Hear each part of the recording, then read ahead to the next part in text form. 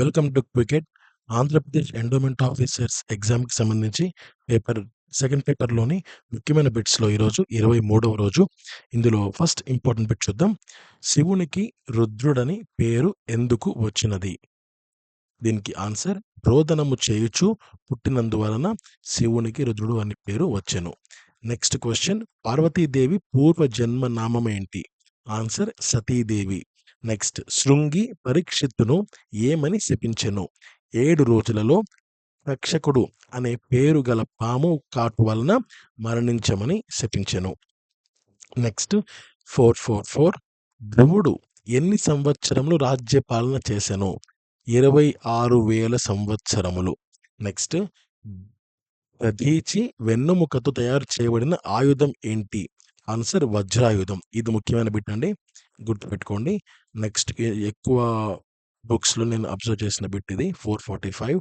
Next question, దేవామీధుని కుమారులలో ప్రసిద్ధుడు ఎవరు? Answer వసుదేవుడు. Next question, అక్రూరుడు ఎవరి భక్తుడు? ఆన్సర్ కృష్ణుడి భక్తుడు. నెక్స్ట్, ఎవరి శాపం వలన విశ్వదేవులు ద్రౌపది గర్భమున జన్మించిరి? ఆన్సర్ విశ్వామిత్ర మహర్షి శాపం వలన. ఓకే. నెక్స్ట్ 449, సప్త వ్యసనములు అనగా ఏవి అంటే 1 స్త్రీలోలత్వము, తర్వాత 2 మద్యపానము, 3వది జూదము, 4 వేట, 5 కఠినత్వం, 6 దొంగతనం, 7 పరనింద.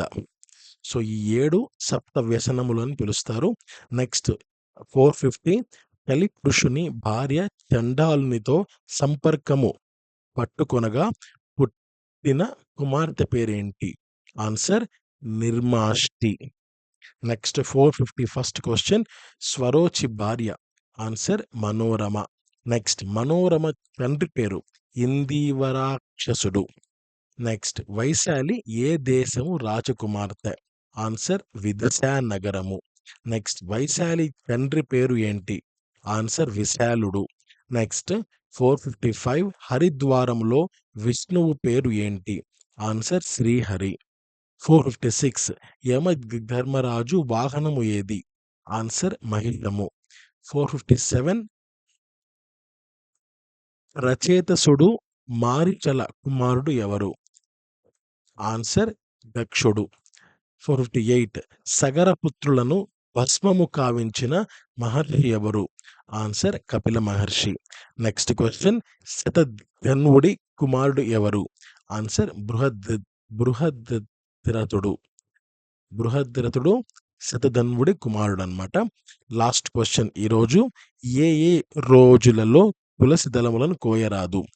నంబర్ 1 అమావాస్య, number 2 Pournami, number 3 Dwadashi, number 4 Surya సంక్రమణము.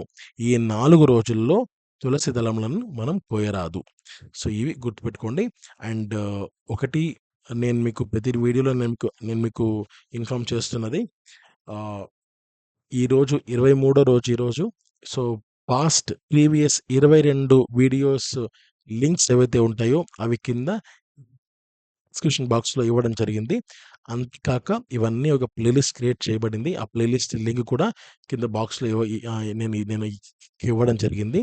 And తో పాటు ప్రిపేర్ అవుతున్న వారందరికీ ఈ వీడియోని షేర్ చేయండి. అండ్ ప్రతి వీడియోని లైక్ చేయండి దయచేసి. సో లైక్ చేస్తే నాకు కాస్త హెల్ప్ అవుతుంది. అండ్ మరొక ముఖ్యమైన విషయం, ప్రతిరోజు ఒక హాఫ్ అన్ అవర్ ఈ యొక్క వీడియోస్కి కేటాయించండి, ఈ ఎగ్జామ్కి కేటాయించండి.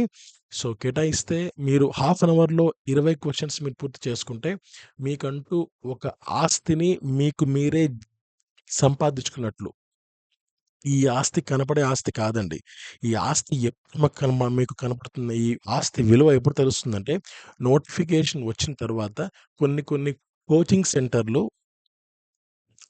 ఎగ్జామ్స్ ప్రిపరేషన్, సిలబస్, తర్వాత exam test series, daily exams, ఇలాంటివి కొన్ని కొత్త పదాలు మనకు కనపడతాయి నోటిఫికేషన్ వచ్చాక. సో అప్పుడు మనకు కొంత నర్వస్గా ఉంటుంది, అంత సిలబస్ని ఎలా కవర్ చేయాలో ఏంటో అనేది.